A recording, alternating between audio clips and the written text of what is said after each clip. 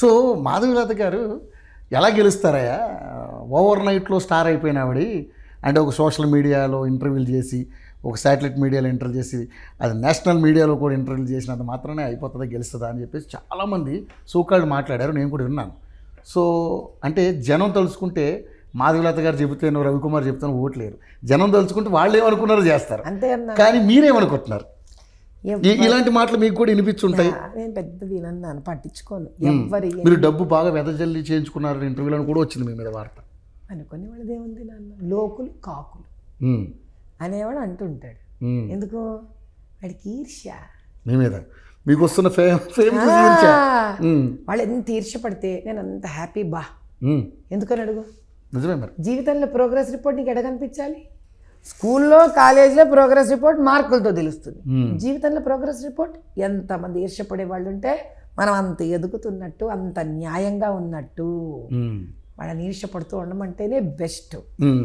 వాడు ఈర్ష్యపడని, నాకు progress report, I'm happy. ఈర్ష్యపడేవాడు ఎంత చేతగాని వాడిగా మిగిలిపోయాడయ్యా జీవితంలో. పాపం కదా, నాకు జాలి వాడంటే ఉండదు. ఓకే. కానీ సోషల్ మీడియా వల్ల ఫేమస్ అయ్యానా అనుకుందాం. ఏమ్మా, సోషల్ మీడియా చూసేవాళ్ళు వినే ప్రజలు ఏమన్నా వెరీ వెరీ మనుషులా? బుర్రలేని వాళ్ళ ప్రజలేగా. అది కాదయ్యా, నేను ఒక్కదానే సోషల్ మీడియా ఎందుకు? మరి ఏ అమ్మాయి లీడర్ సోషల్ మీడియాలో లేడా? ముఖ్యమంత్రి గారు సోషల్ మీడియాలో లేరా? మరి ఇన్నేళ్ల నుంచి ఎందుకు వాళ్ళంతా పెంచుకోలేకపోయారు? సత్తా ఉన్న చోట గంగి గోవు పాలు గరిటెడైనను చాలు, కడవడైననేమి కరము పాలు.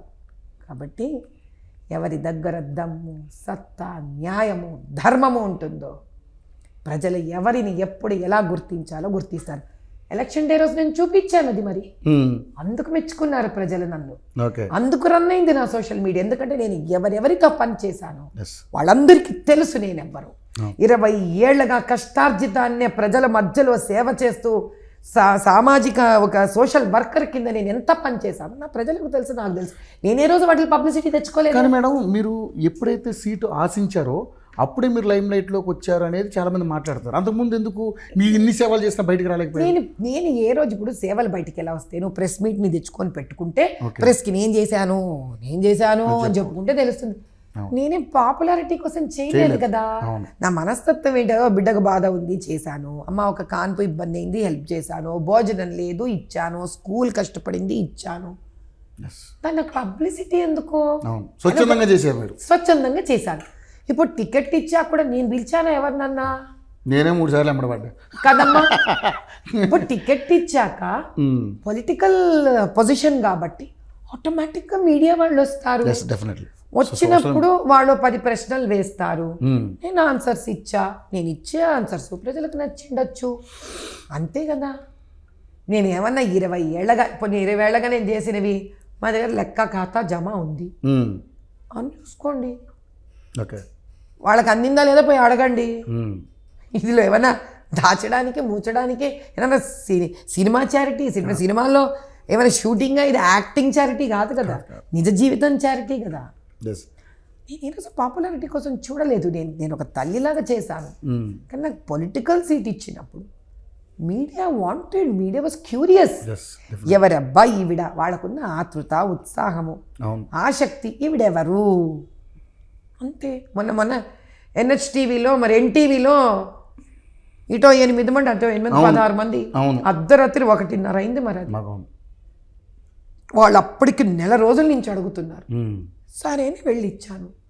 అది కూడా మరి చాలామంది ప్రజలు చూశారు. ఏం వాళ్ళని తక్కువ అడిగారా ప్రశ్నలను? నన్ను ఎవరు ఇప్పుడు ఈరోజు నువ్వు నీకేం చెప్పానా? నువ్వు ఇది అడగచ్చు, ఇది అడగకూడదని అడిగానా? నేను అందుకని గట్టిగా అడగొచ్చు అంటే అడగండి మీరు ఇష్టం అన్నారు. ఢిల్లీలో కూడా అదే చెప్పాను నేను. నాకు ఎవరు జర్నలిస్ట్ వచ్చినా నేను ఎవరిని కూడా ఇది అడగచ్చు, ఇది అడగకూడదు, కనీసం ప్రశ్నలు కూడా తెలుసుకోవడం ఇష్టపడను నేను. నాకు వచ్చింది, నాకు తెలిసింది, నా న్యాయము, నా ధర్మము, నేను మాట్లాడతాను అంతే. End of the day I am whoever I am.